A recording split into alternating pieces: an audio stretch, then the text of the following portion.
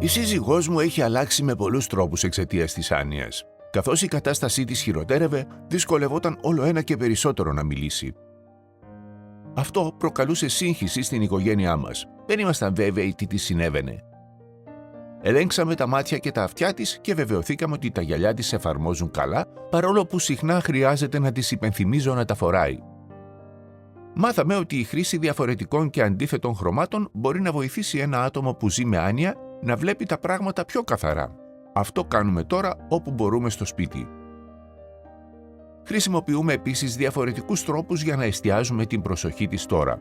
Υπενθυμίζω στην οικογένεια και τους φίλους της να μιλούν με ένταση που την κάνει να νιώθει άνετα, επειδή αυτό μειώνει το άγχος της και είναι πιο χαλαρή και άνετη. Κατά καιρούς επαναλαμβάνουμε πληροφορίες και προσπαθούμε να μην την πιέζουμε να δώσει βιαστική απάντηση. Η σύζυγός μου χρειάζεται τώρα περισσότερο χρόνο για να σκεφτεί τι θέλει να πει. Είναι δύσκολο να είμαι υπομονετικός συνέχεια αν είμαι απασχολημένος ή έχω ραντεβού. Μερικές φορές απλώς δεν έχει διάθεση να συνεργαστεί ή αρνείται τη βοήθειά μας.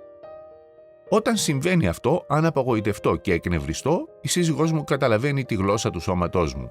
Προσπαθώ να μένω ήρεμος τις περισσότερες φορές και δεν θυμώνω με αυτήν ή με τον εαυτό μου όταν νιώθω ανυπομονησία. Κάνω μία παύση και προσπαθώ ξανά. Η σύζυγός μου ανταποκρίνεται άριστα όταν της χαμογελούμε, την αγκαλιάζουμε ή της κάνουμε φιλοφρονήσεις. Αποφεύγουμε να διορθώνουμε ή να επισημαίνουμε τα λάθη της. Αντί γι' αυτό, ενθαρρύνουμε τις προσπάθειές της. Ανταποκρίνεται καλά και αυτό μας κάνει όλους να νιώθουμε καλά. Είναι κουραστικό να μαλώνουμε συνέχεια. Αυτές οι αλλαγές δεν είναι δικό της σφάλμα. Μου λείπει η ζωή μας και το πώς ήταν η σύζυγός μου πριν. Ως φροντιστής της μου χρειάζεται τώρα περισσότερος χρόνος για να επικοινωνήσω και να συνδεθώ μαζί της. Το να δοκιμάζω διαφορετικές προσεγγίσεις κάθε μέρα δεν είναι εύκολο, αλλά αξίζει τον κόπο, καθώς και οι δύο προσαρμοζόμαστε σε έναν διαφορετικό τρόπο ζωής.